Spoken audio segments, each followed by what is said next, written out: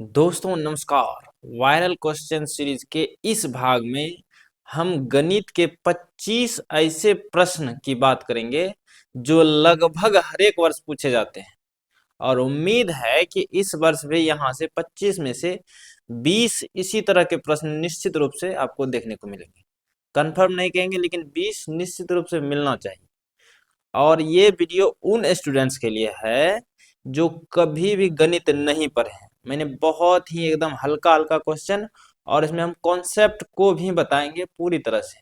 अगर आप जिंदगी में कभी 10th का गणित नहीं पढ़े हैं तो भी आप इसको देखने के बाद 20 क्वेश्चन कम से कम सही कर सकते हैं, जिससे आप पास के जो अंक ला सकते हैं।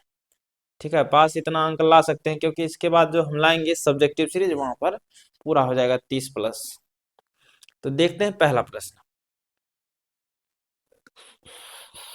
पहला प्रश्न कहता है 64 के अभाज्य गुणनखंड में 2 का घात बताइए। ठीक है, घात या घातांक पूछेगा। इस तरह का प्रश्न हर एक वर्ष पूछा जाता है। कैसे निकालेंगे?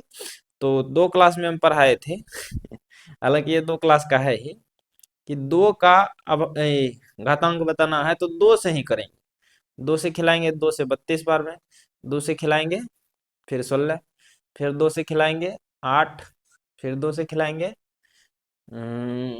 4, फिर 2 से खाएगा 2 बार। ठीक है, अब तो नहीं खाएगा। तो 2 का घात पूछा, देखिए 2 कितनी बार आया है? 1 2 3 4 5 6, 6 बार आया है। इसका मतलब 2 की घात 6।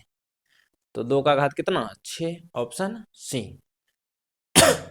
इसी तरह का एक और सवाल यहाँ पर हम लिए हैं। 156 के अभाज्य गुणनखंड में 2 का घात बताना है। फिर 156 बोला है तो 156 में 2 का करेंगे। 2 से 2 सत्ते 14, 1 6, 2 अठे 16, फिर 2 से खिलाएंगे 2 तिया 6, 1 18, 2 9 18। अब 2 से नहीं खा रहा है, आगे करने का कोई जरूरत नहीं है। 2 का जरूरी है, बस 2 का कर लिए। 2 का 2 बार आया तो 2 के अधिकतम घात 2, यही उत्तर। उसी तरह 96 के अभाज्य गुणनखंड क्या होगा? ये डायरेक्ट अभाज्य गुणनखंड पूछा है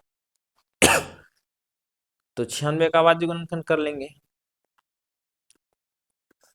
2 से 48, 2 से 24, 2 से 12, 2 से 6, 2 से 3।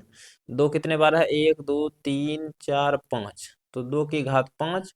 3 एक बार है तो 3 की घात 1, तो 2 की घात 5 और 3 की घात 1, ऑप्शन सी। फिर 144 के अभाज्य गुणनखंड में 2 का घात है, इसको आप कीजिएगा। ठीक है, ये SW के तौर पर रहा। इस तरह का एक प्रश्न निश्चित रूप से देखने को मिलेगा। अब देखते हैं दूसरा प्रश्न। कहता है निम्नलिखित में कौन सा केंद्रीय प्रवृत्ति की माप नहीं है? तो याद रखिए, केंद्रीय प्रवृत्ति की माप होती है माध्य, माध्यक, या इसी को माध्यिका कहते हैं, और बहुलक। ये 3 चीज जो होता है केंद्रीय प्रवृत्ति का माप होता है। इसके अलावा जो आपको ऑप्शन में दिखाई देगा वह माप नहीं होगा। तो इसमें माध्य होगा, माध्यक होगा, बहुलक होगा। कौन नहीं होगा? तो मानक विचलन, ऑप्शन डी। इसमें भी देखिए हमारा यही बताना है, तो ये माध्य होगा, माध्यिका होगा, बहुलक होगा, परिसर नहीं होगा। इसका भी ऑप्शन डी। ठीक है, अब देखते हैं प्रश्न तीसरा। कहता है 9 3 4 7 2 9 6 7 9 9 का बहुलक है। तो बहुलक का मतलब होता है जिसकी बारंबारता सबसे अधिक हो, मतलब जो सबसे अधिक बार आए। तो सबसे अधिक बार देखिए क्या आया है? 9 आया है 4 बार। बाकी सब तो कम में है। 7 2 बार है, 6 1 के बार है, 3 1 के बार है, 4 एक बार है। तो सर्वाधिक बारंबारता 9 की आती है, यही बहुलक। उसी तरह इसमें भी बताना है हमको बहुलक। तो इसमें भी देखिए 9 हमारा सर्वाधिक 3 बार आया है, बाकी सब तो 1 2 करके आया है। तो इसका भी बहुलक 9। तीसरा सवाल है 2 4 6 5 0 2 1 3 2, इसका बहुलक। तो इसमें 2 हमको सबसे अधिक दिखाई दे रहा है 3 बार। ठीक है, तो इसका बहुलक हो जाएगा। तो उसी तरह 7 2 5 7 7 3 7, इसमें कौन सबसे अधिक है? तो 7 सबसे अधिक है, तो इसका बहुलक 7। इस तरह का एक प्रश्न निश्चित रूप से आपको दिखेगा परीक्षा में। अब देखते हैं प्रश्न चौथा। प्रश्न चौथा कहता है 18, 13, 17, 12, 16, 19 की माध्यिका। माध्यिका कैसे निकालते हैं? तो सबसे पहले जो आंकड़ा दिया रहे उसको आपको आरोही या अवरोही में बदल लेना, यानी बढ़ते क्रम या घटते क्रम। तो हम सबसे पहले बढ़ते क्रम में बदल लेते हैं। तो सबसे छोटा हो जाएगा 12, उससे बड़ा 13, फिर 16, फिर 17, फिर 18, फिर 19। अब इसमें ठीक बीच में जो होता है वही हमारा माध्यक या माध्यिका होता है। तो ठीक बीच में देखिए, 3 इधर से चले, 3 इधर से चले, बीच में तो कोनो है ये नहीं, फेरा है। अगर बीच का पता नहीं चले तो बीच का 2 अंक लेना है, इधर से 2 छांटिए, इधर से 2 छांटते हैं, तो बीच में 2 अंक हमारा 16, 17 है। इसका औसत निकाल दीजिए। औसत कैसे निकालते हैं? तो 2 ठो है तो दोनों को जोड़ देंगे, 2 से भाग दे देंगे। 17, 10, 27, 6, 33 बटा 2, तो 16.5 हो जाएगा। यही हमारा उत्तर। उसी तरह ये सवाल है 7, 3, 5, 8, 6, 10, 19, 12, इसका भी माध्यिका निकालना है।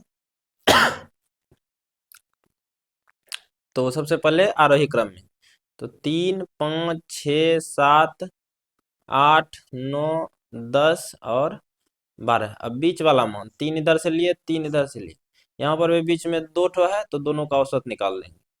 औसत क्या होगा? दोनों को जोड़ करके 2 से भाग, 15 बटे 2, 7.5। यही हमारा उत्तर। इस तरह का भी एक प्रश्न देखने को मिलेगा। ठीक है। या मान लीजिए इसमें और एक संख्या दे देता, मान लीजिए 19, तो यहाँ पर हमारा अगला संख्या 19 होता तो बीच में हमारा ये 8 आ जाता, तो इसका औसत हो जाता, यानी इसका माध्यिका हो जाता 8। उम्मीद है कि समझ में आ रहा होगा। अब देखते हैं प्रश्न 5। कहता है निम्नलिखित में कौन सी अभाज्य संख्या, अभाज्य संख्या कहते हैं जिसका एक और स्वयं वही संख्या, जैसे 5 है तो 5 का एक, उसके बाद वही 5, 2 ही गुणनखंड हो, यह अभाज्य संख्या। तो 27 का तो ढेरी गुणनखंड होता है, 3 से खाता है, 9 से खाता है, 1 से खाता है, 27 से खाता है, ये नहीं होगा, 35 भी नहीं होगा, तो 13। देखिए आपको पहले वही ऑप्शन खोजना, 13 का 1 से और 13 से, तो ये अभाज्य संख्या हो जाएगा। उसी तरह इसमें भी 91, 213, 41, 501, तो सबसे हल्का हमको 41 लगा, इसी को चेक करेंगे। 41 का गुणनखंड या तो 1 से खाएगा या 41 से खाएगा, और किसी से नहीं खाएगा, तो यही हमारा अभाज्य संख्या। उसी तरह इसमें भी हमको बताना है कौन अभाज्य है, तो 23। 23 देखिए या तो 1 से खाएगा या 23 से खाएगा, यही हमारा अभाज्य संख्या। ठीक है। इस तरह का प्रश्न निश्चित रूप से परीक्षा में आना ही है। अब देखते हैं प्रश्न 6। कौन अपरिमेय नहीं है? अपरिमेय नहीं होने का मतलब परिमेय है। परिमेय का मतलब होता है जिसको, परिमेय का सीधा सीधा आप लोग मतलब समझिए कि रूट नहीं होना चाहिए। अगर रूट है तो वह अपरिमेय है, अगर रूट नहीं है तो परिमेय है। लेकिन पाई हमारा हमेशा अपरिमेय होता है। पाई क्या होता है? अपरिमेय। तो यहाँ बोला है अपरिमेय नहीं है, तो ये नहीं होगा, ये भी नहीं होगा, क्योंकि यहाँ रूट है, ये है। इसको भी हल करेंगे तो रूट नहीं टूटेगा, तो ये 3 ऑप्शन छटा गया, ऑप्शन डी इसका सही जवाब। कैसे होगा? तो यहाँ पर इसका जवाब करते हैं। तो 3 गुना रूट 75 का गुणनखंड कीजिए। रूट 75 का हो जाएगा 5 गुना 5 गुना 3, 25 25 या 75। उसी तरह 48 का करेंगे तो 48 का हो जाएगा 16 तिया 48, यानी 3 गुना 4 गुना 4 न। अब देखिए 3, 2 5 में से 1 5 निकलता है वर्गमूल में, 3 गुना 5, और अंदर में रह जाएगा √3। उसी तरह 2 4 में से 1 4 निकलेगा, अंदर में रह जाएगा √3। अब √3 से √3 कैंसिल, हमारा हो गया 3 5 15 बटा 4। देखिए रूट हटा कि नहीं हटा? अगर रूट हट गया इसका मतलब ये परिमेय है, अपरिमेय नहीं। Option D. अब देखते हैं प्रश्न अगला है इसी में कि कौन अपरिमेय संख्या, अपरिमेय का मतलब रूट रहना चाहिए, तो √17, √17 का पूरा पूरा वर्गमूल नहीं निकलता है, ये अपरिमेय हो गया। जबकि रूट 100 का 10 होता है, 4 का 2 होता है, 16 का होता है 4 और 25 का 5, ये सब का रूट निकल गया तो ये परिमेय हो गया। इसका रूट नहीं निकल रहा था तो ये अपरिमेय, ऑप्शन ए। अब देखिए निम्नलिखित में से कौन परिमेय संख्या, मतलब रूट नहीं रहना चाहिए। ऑप्शन 1 को हल करते हैं। 1 का वर्गमूल 1 होता है, 144 का वर्गमूल 12। देखिए निकला कि नहीं निकला? तो यही हो जाएगा, आगे चेक करने का भी जरूरी नहीं। अब देखते हैं प्रश्न 7। बिंदु 6 -6, किस चतुर्थांश या पाद में है? या तो चतुर्थांश बोलेगा या पाद, दोनों का मतलब एक ही है। ठीक है, तो इसका हम एक जबरदस्त ट्रिक बताते हैं कि अगर दोनों मान प्लस में रहे, ठीक है, अगर दोनों मान प्लस में रहे तो वह होगा प्रथम पाद या प्रथम चतुर्थांश। अगर पहला माइनस दूसरा प्लस रहे तो इसको हम कहेंगे द्वितीय चतुर्थांश। ठीक है, अगर पहला माइनस और दूसरा भी माइनस रहे तो इसको हम कहेंगे तृतीय चतुर्थांश। ठीक है, और पहला प्लस और दूसरा माइनस रहे तो ये हमारा चतुर्थ चतुर्थांश होता है। तो यहाँ पर देखिए, पहला भी हमारा माइनस है, दूसरा भी माइनस है। संख्या से हमको ऐसे प्रश्न में कोई मतलब नहीं है, सिर्फ हमको चिन्ह से मतलब है। पहला भी माइनस, दूसरा भी माइनस, दोनों माइनस रहता है तो तृतीय चतुर्थांश, ऑप्शन सी। उसी तरह इसमें देखिए 4.5 5.5 में बताना है, तो यहाँ पर माइनस का चिन्ह नहीं है, इसका मतलब प्लस है। ये भी प्लस, ये भी प्लस। अब दोनों अगर प्लस रहता है तो कौन सा चतुर्थांश? प्रथम चतुर्थांश, ऑप्शन ए। उसी तरह से अगला सवाल है -2, 5। यहाँ पर पहला माइनस है, दूसरा हो जाएगा प्लस, माइनस नहीं है तो प्लस ही होगा, तो माइनस प्लस, माइनस प्लस हमारा होता है द्वितीय चतुर्थांश, तो ऑप्शन बी। इस तरह का भी एक प्रश्न आपको निश्चित रूप से परीक्षा में देखने को मिलेगा। प्रश्न 8 कहता है सेक ए बटे कोसेक 79 डिग्री। ठीक है, तो इसको करने का एक प्रॉपर तरीका होता है, 90 माइनस थीटा बेस्ड क्वेश्चन इसको कहते हैं। लेकिन उतना झोल झाल में नहीं पढ़ना है, इसका हम आसान ट्रिक, अगर दो एंगल का योग 90 हो, ठीक है, दोनों का योग अगर 90 हो और भाग में हो, ठीक है, भाग में कैसे हो? साइन के साथ कॉस दिखना चाहिए, कॉस के साथ साइन दिखना चाहिए, टेन के साथ कॉट दिखना चाहिए और कॉट के साथ टेन। ठीक है, और सेक के साथ कोसेक दिखना चाहिए और कोसेक के साथ सेक। ये चीज ध्यान में रखना है, साइन के साथ कॉस, कॉस के साथ साइन, टेन के साथ कॉट, कॉट के साथ टेन, सेक के साथ कोसेक और कोसेक के साथ सेक। और दोनों का योग अगर 90 है, भाग में होगा तो 1 कर देंगे, भाग में ही पूछता है और घटाव में पूछता है। घटाव में करे पूछेगा तो 0, अगर घटाव में रहेगा तो उत्तर हमारा 0, और अगर भाग में पूछता है तो 1, तो इसका मान हमेशा 1 हो जाएगा। यहाँ पर अब देखिए दूसरा सवाल, यहाँ भी देखिए कॉस और साइन में है, 37 53 90 होता है हमारा, तो ये भी इसी ट्रिक पर बनेगा। ये पूरा सिस्टम का मान हमारा 1 हो जाएगा, और उधर बचा हुआ है 2, तो 2 गुना 1 क्या हो जाएगा? 2, ऑप्शन डी। अब देखते हैं अगला, साइन 63 बटा कॉस 27, साइन कॉस में है 63 27 90 होता है, भाग में है 1 हो जाएगा। अब यहाँ पर देखिए हमारा माइनस में, साइन कॉस में तो है, और 52 38 90 हो रहा है, ठीक है, और माइनस में रहेगा तो 0। ठीक है, ये ट्रिक काफी बढ़िया और कारगर है इस सवाल के लिए, और ये आना है इस तरह का एक सवाल। अब देखते हैं प्रश्न 9। बिंदु 6 और -5 का भुज, और भुज और कोटि वाला सवाल भी निश्चित रूप से आता है। अगर आपसे भुज पूछे तो आपको x का मान बताना है, x का मान मतलब पहला वाला मान, और अगर कोटि पूछे तो आपको y का मान बताना है, यानी दूसरा वाला मान।